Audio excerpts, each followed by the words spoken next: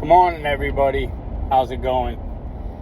So, I want to touch on a couple of topics that I've heard this administration talking about, and it's a little baffling where, they're still saying that this Bidenomics is working. And was that Jean-Pierre? That dumbass chick, man. Wow, she blows my mind. She lies and denies more than anything else that I've ever seen. Now, she got caught tweeting as Joe Biden because she said something on her page as Joe Biden and didn't change over the name. So we know this is all a bunch of nonsense. We know he ain't saying nothing. He's got the whole staff doing whatever he needs to do. So she was saying that they saw the price in food go down. Now, I don't know where they saw that, because the only thing I saw is the price in food go up. I haven't seen anything go down as far as that goes. Now, I'm no rocket scientist, and I'll be the first one to tell you this, but there ain't a manufacturer out there or a company out there that's going to lower their cost once they know that they can get more for the product, because we're paying it, because we need it, so we pay for it. And as the supply and demand goes, it just drives the price up, and that's what they're doing. Take Mounjaro for example, okay? Can't get it because they're manufacturing so much, but people are scooping it up that don't have insurance, that have cash, and they're using it as a weight loss program. Bravo, hooray, good, great, because you solve obesity, you solve a lot of issues.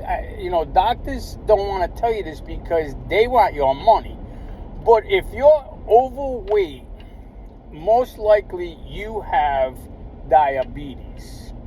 And if you have diabetes, then more than likely you have some kind of heart issue.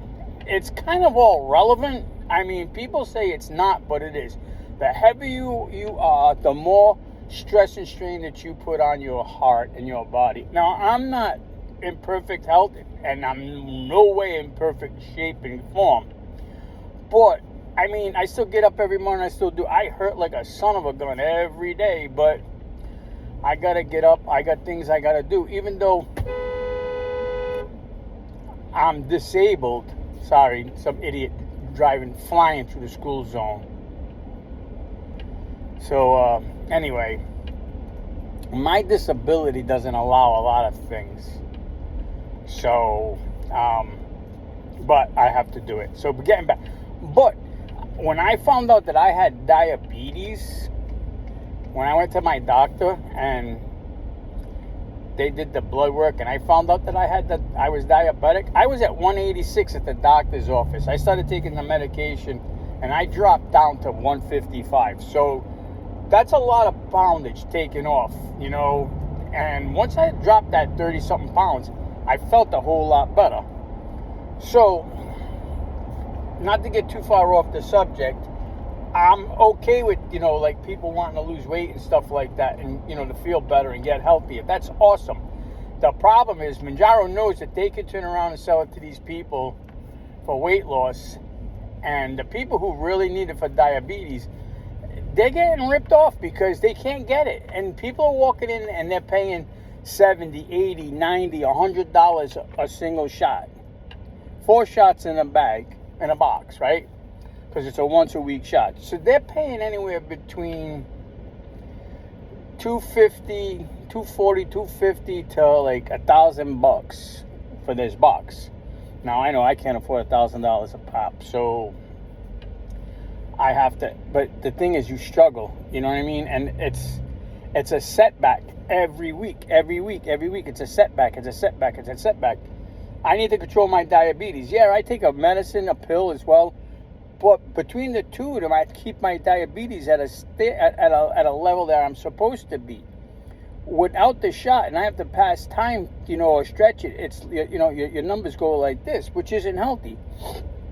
So anyway, that's one of the issues, and they also said that she and Biden in that administration turned around and it took the price of diabetic medicine down to $35, and that's not so. That was already done during the Trump administration.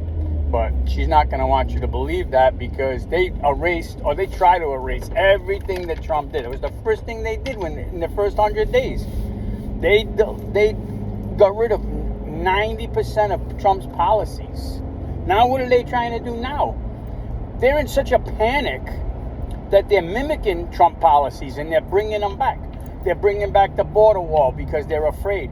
But are they going to reimburse for those parts that they stole and they sold illegally, which they should have never have because it didn't belong to them in the first place? Did those contractors sue them? Because they should have, because it's a breach of contract. You signed a contract with them saying that they're to do the wall, and then you come in and you stopped everything, and you took their stuff, and you took their money that was put aside in escrow for their contract, and you used it somewhere else, and you sold their parts off, which is totally illegal. So what are you going to do? I mean, you're going to make that right? So anyway, that's part of an issue. So there's so much crap going on with them. It's not even funny anymore. It's sad. It's sad.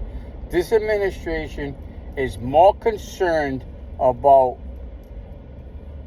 homosexuality, the LGBTQ community. I don't care about them guys, you know what I mean? They do their thing, that's fine. I don't judge anybody, that's God's job. But when you got outsiders, foreigners from other countries laughing at us because while their countries are producing, arms to arm up and protect their country from invasion, our guys are developing, our government wants to develop a bunch of young homosexuals. It's like, really? I mean, who is going to stand and fight for this country now? Not one of these kids will turn around and raise a hand to fight. It's not going to happen. They're just too soft, and this government doesn't care, because as long as they're getting their votes and they're in and they can stick their hands in your pocket and make money off of you and make money off of everything that goes on, they don't care. They do not care. She raised a big stink because Trump went to the cemetery. She shouldn't have. She didn't go. And she lied about being at the other thing. So the problem is, and like I said, if you look back, I think out of the past 16 years, 12 years was ran by Democrats. And you're blaming Trump. I mean, come on, stop it. Get over it, So there's more I need to talk about, but for some reason right now, I'm having brain damage right now. For some reason, it's not popping in my head. But I mean, if you just listen to this lunatic talk, excuse me, I got something in my throat here. It's insanity. She's running for president. This is bothering me. She's running for president. And she stands up in front of the crowd and she talks about Starbucks coffee cup lids. Really? Because she's worried about getting the lipstick mark on the lid? Who cares? Generations of women, I've seen it all my life. Glasses, coffee cups, paper cups. The women put lipstick on, they drink out of the thing, it's on the side, they put more lipstick on. What's the big deal? I mean, then she wants to change the color of the cup lid. Really? Why? What color do you want it? black because you think you're black, so you think that's funny. So change it to black so you can't see it. But here's the part that really cracks me up. Starbucks has white lids. They also have white cups. So, if you got the lipstick on the cup lid, aren't you gonna get it on the cup itself? It's the same thing, isn't it? So what? What's next? Change the color of the cup? See, to me, I don't know if it's me and I'm just looking at it this way, but for me, the things that are being said and done, everything has to do with race lately. It's everything. And I'm surprised the government hasn't got involved in this. I'm not a basketball fan, but for some reason, it's like a fucking train wreck. Excuse my language, because I know a lot of people don't like swearing, but I don't really care about that anyway. But this Caitlin Clark and Reese thing in the WBA, okay? Is that a WB, Women's Basketball, whatever, National Basketball League, whatever, Association, WNBA, right? Whatever it is. See, that's how much I watch basketball. But this is amazing. You get these two women at each other's throats constantly. And to me, if you ask me, I think it's the media that's making it happen. Because if you look at stats alone, I mean, Caitlin Clark is phenomenal. I mean, she's just, like, phenomenal. Now, triple doubles, double doubles, and all this other stuff. Now, I know that I only saw a segment, but I saw one segment of a game where if the hoop was the size of a barn, Angel Reese didn't put the ball in it. So, but I'm not saying she's a bad ball player at all. Everybody has a bad day. But when you could turn around and go, 5 for 5 on a 3-pointer, you got to give where it's due. Now, what's the deal with the wrist? I don't know. Is that something that they're doing to stop the shit? I don't know. I'm not going to try to say. But again, I think it's all being forced. I think the whole idea of it is all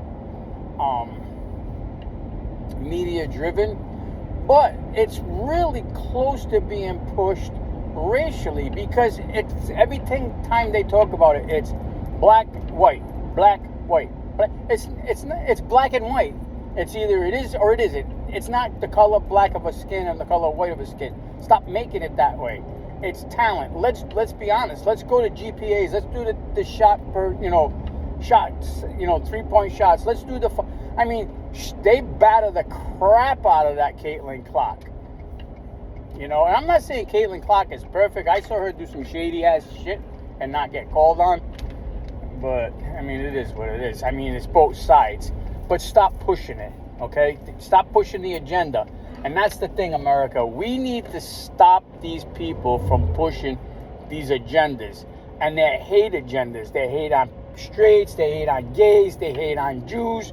They hate on blacks. They hate on whites. They hate on Asians. It's anything that they can stir up in this pot of hatred of theirs to make votes, to get points across. They're talking points. And that's all they are. It's stuff that they want to push on to make the people of America go, oh my God, would you believe this? But they don't want to tell you about all the other crap that they pull. Hold on.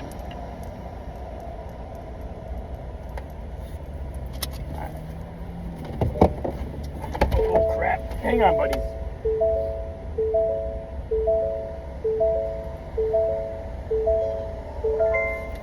Okay, sorry about that. I'm trying to get into this community. I gotta go see my buddy Jesse the Greek over here. Gonna meet up with him, drop some stuff off, and then head over to my local coffee spot.